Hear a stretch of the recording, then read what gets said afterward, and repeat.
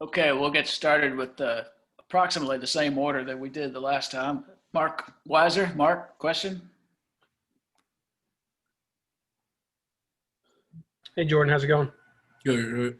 I want to ask you, as a defense, how much you kind of watching with anticipation about how this offense is going to do this year, knowing that, maybe a little less pressure on you guys, or they can put up more points, that kind of thing. How do you think that's coming along? Well, we always have faith in our offense, and we're not really looking at it that type of way. We're just looking at it as good on good competition. We got our best guys going against their best guys, so just good competition all around that practice. What's your impressions of with Swift and Harry gone, kind of what you're seeing from Zamir, Cook, and the other running backs in terms of, if they can maintain the level or even pick it up more? Oh, it's no drop off. There's no drop off. They bring so unique, bring both things, multiple things to the game. It's really fun to watch and really fun to play with her. They're both fast, so it's giving me a hard time at practice trying to catch up after them. But, I love them boys both. Thank you. Chip Towers. Chip? And then Jordan, thanks for doing this. Real quickly, it seems like your career, we've been you've played a lot, but we've been waiting for sort of like that breakout year, or whatever. Kirby's always talking about, well, we want to lose a little weight, or he's playing in this package but not in that package. Do you feel, with being an upperclassman now, like everything's finally coming together for you to realize all that potential that everybody talks about when it comes to you? Definitely. I know it's a lot of pressure on me. I put a lot of pressure on myself for this year, especially maintaining my weight and getting active, running a lot more, trying to run a lot faster during practice. Just try to compete, and I feel like everything will fall into place once the season start rolling around. You're a big guy. Do you ever get tired of that? Do you get tired of talking about weight and that kind of stuff? And I'm sure it's something you kind of have to deal with actively as well with the nutrition folks and everything. Yeah. Talking about it is not an issue for me. It's more motivation for me. Just want to make sure I'm in the best position and condition that I am for the team. Anthony Dasher. Dash? Hey, Jordan, good to see you, man. Kind of a follow-up on what kind of Chip just asked. The older you've gotten, has it become easier for you to kind of keep yourself in the desired condition? Or that's something you continue to have to really kind of work on? Yeah, definitely. For myself, quarantine was hard for me to keep my weight in check, but we got it back down, regulate it, and just trying to progress every day. Just move chip lower and lower, move faster and faster every day. Look at myself in the mirror sometimes, and I'll be like, dang, you're really slimming up. So it's just good to see the progression. Just real quick follow-up, another quick question. When you look at this year as a defensive line, what's different about this year's group as opposed to the one last year? I don't see any different. Everybody, we play the same role.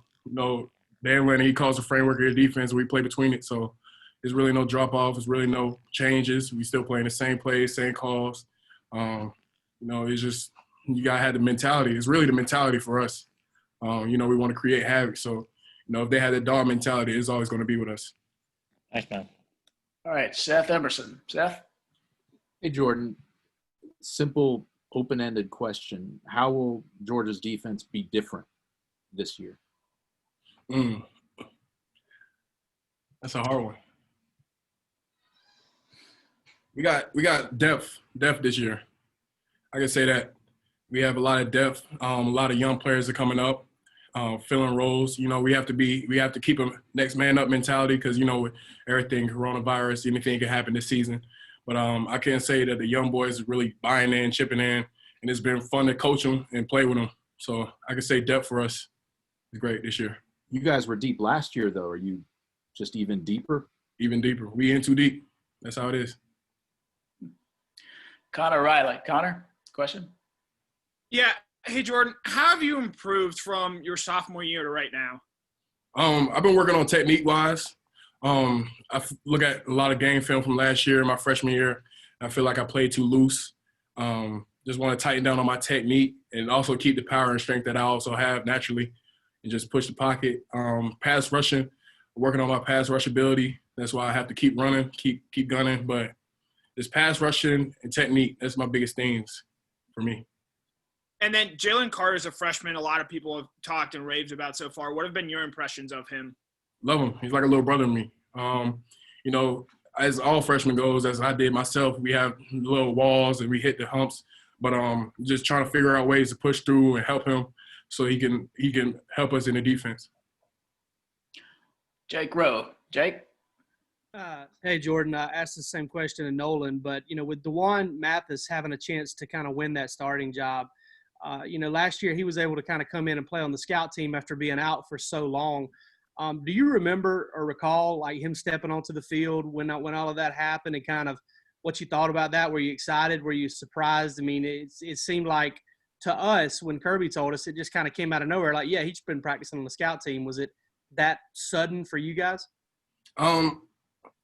I can't really say for sure, but anytime where I see DeJuan, especially with his story, it's always great to see him on the field because he couldn't have had that opportunity. Like this could have back then it could have been done for him, but it's great to see DeJuan and his progression. He's practicing very hard. He's making me practice very hard, trying to keep him in the pocket. He's a very elusive player, but it's just good to see DeJuan practicing. That's I'm sure he thinks of that way. He's blessed to practice every day, as am I. I'm blessed to practice every day too. Dean Legge. Dean? Hey, Jordan, I want to take you back to your senior season at Mallard Creek when y'all played Zamir. I don't remember you tackling him that night, did you? And then second I was an offensive tackle that game. Okay, I was going to say. Backwards. What did you think of him that night when y'all were out there? I knew it. He's actually one of the reasons why I was so heavily influenced by Georgia. Another North Carolina boy coming to Georgia, and I just seen the way he played. And I was like, I want to be a part of that. So it was just good seeing him in person, in the flesh. I always heard about him, but I never really saw him to that game. Okay, Greg Poole. Greg? Hey, Jordan. Your sacks and tackle for loss numbers went up dramatically from your freshman to sophomore years. What kind of personal stats do you look at to judge your progress as you go into your junior season? I actually look at the linebacker stats because I know if the linebackers get a lot of tackle, that means I'm doing my job right. So I always say 2 on me, somebody's free. And so usually when the linebackers make a tackle for loss, it's usually dealing with something on the D-line. Thank you. Jed May. Jed? Hey, Jordan, how are you? How you doing? You mentioned those young guys coming up a minute ago, and I wanted to ask you, especially at a position like D-line where y'all are constantly rotating guys in and out, how do those young guys sort of pushing you older guys help you guys avoid being complacent and sort of thinking, you're good enough when you've got guys like that pushing behind you? I would say I feel like this year, I know the scheme a little bit more in depth. And I know it enough that I could teach somebody. And usually Coach Scott always says it's a mastery level when you could teach somebody else what you're doing. And so just being able to do that and keeping myself in check mentally and physically, everybody's going to push. It's a competition every day. I don't think anybody's complacent on this team. Anything can happen. You're not like a superstar, but it's just being able to teach the young boys. And then if they take off and run, then hey, that's passing the torch. So I'll be proud of them for that. So. Okay, Jillian McIntyre. Hey, Jordan. So I asked Nolan the same question, but when it comes to home field advantage this season, I know that the energy and noise usually in Sanford really helps the defense make those big plays. So how do you think the changes in the atmosphere will impact you and the rest of the defense? I would say for me, I'm usually zoned in, I'm locked in, and the crowd noise does help, especially when we're stemming and everything. But I think if we're just focused on ourselves, focused on the defense, then it should be no drop off and no issue dealing with the crowd. Thank you. Time for one more question. Blaine Gilmer. Blaine? Hi, Jordan. Just wanted to ask you, man, obviously it's exciting anytime any of your teammates get a chance to go to the NFL and you're always happy for them, but how excited were you to see Malik Herring come back and provide that senior leadership this year for you guys in interior? I love it. I love Malik. He's my older brother. I consider everybody on the D-line, especially one of my tightest brothers. So just seeing him come back for his senior year, it means a little bit different for him. It means a lot more. So I want to do everything I can for him that he can be sent off the right way. And even Devontae Wyatt, I want to make sure I do everything right for him too. Absolutely. Thank you. All right, Jordan, thanks for your time tonight. I really appreciate it.